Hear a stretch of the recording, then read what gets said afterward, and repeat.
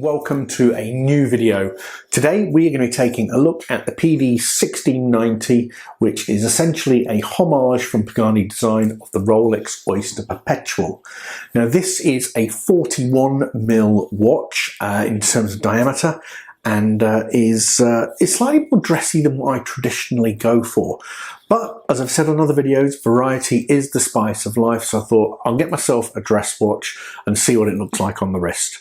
So let's turn the camera around, take a look at it. Before we do though, please do feel free to subscribe, like, share. If you do have any comments, put them in the comment section below and I will come back to you. Other than that, let's take a look at this watch.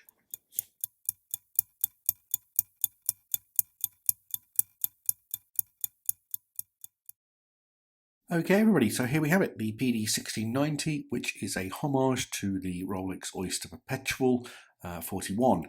Now, as you can see, you do have it in different colorways here. You've got the Tiffany blue, the yellow, blue, silver and black dial variants.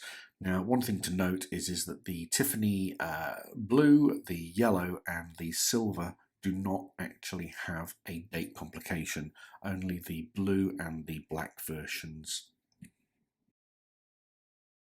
As you can see, I went for the black dial version of this watch. The only thing I would say, having had it in the hand, is I think that date complication at 3 o'clock really does ruin the dial symmetry. So if I had my time back, I would have probably gone for a no date version. Looking at the dimensions of the watch, you've got a 39.7mm diameter, 11mm of thickness, and you also have 20mm lugs. Bracelet length is stated to be 210mm, and you can see there on my 7¼ inch wrist it fits very well. Overall weight for the watch, including the bracelet, is there or thereabouts 145 grams. I'm not a huge fan of dress watches. My needs for a formal style watch are sporadic at best, so I find myself being more attracted to the sports models. And now I did want to show you a comparison of what this watch looks like against something like, say, the Steel Dive 1953, which is a homage to the Rolex Submariner.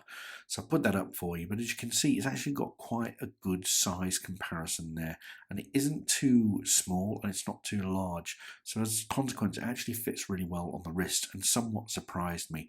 The best way I can describe it is it comes across as a dress sports watch, if that makes sense. But like I say, I was pleasantly surprised, and this is certainly something that I would consider wearing in something more than just a dress occasion.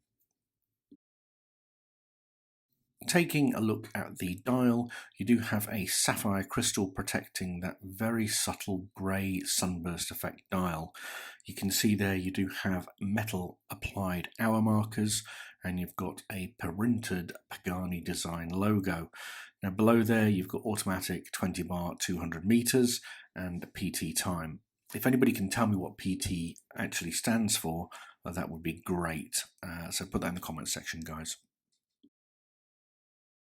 Taking a look at the case finishing, it's the same as every other Pagani Design story, which is the finish is far in excess of what the price point would suggest. You can see there you do have a high polish bezel, complemented by brushed top on the case, and then you do have a high polish or mirror finish on either sides of the case. You've got that signed Pagani screw down crown as well.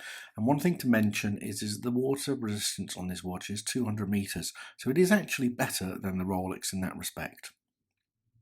If we turn our attention to the bracelet, it's the usual Rolex Oyster affair, which is essentially, and there's nothing wrong with that by the way, but it's a very nice finish. There's not really any sharp edges on it. Pagani over the past couple of years have really taken care to try and reduce some of those sharp edges that they had on their bracelets previously. You do have the typical Rolex style bracelet clasp there, but you don't have a glide lock.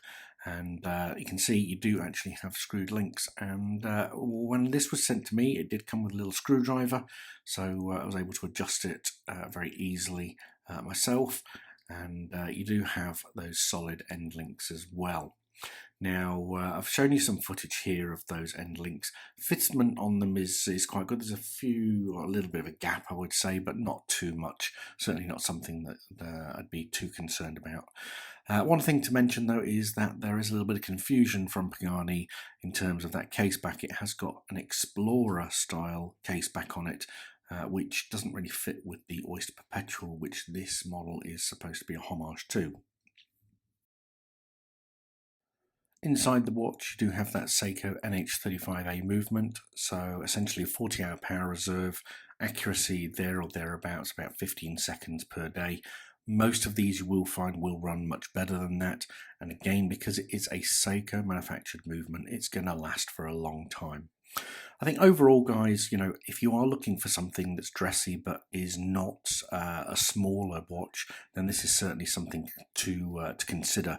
Like I say, I have put that steel dive comparison up there again so you can see it. You can see it has similar dimensions, maybe just a little bit smaller, which is, I would say, probably more appropriate for dress situations. Anyway, guys, very nice watch overall. If you do like the content, please do consider subscribing. Other than that, I'll leave you be. Have a nice weekend. Take care, guys. Bye.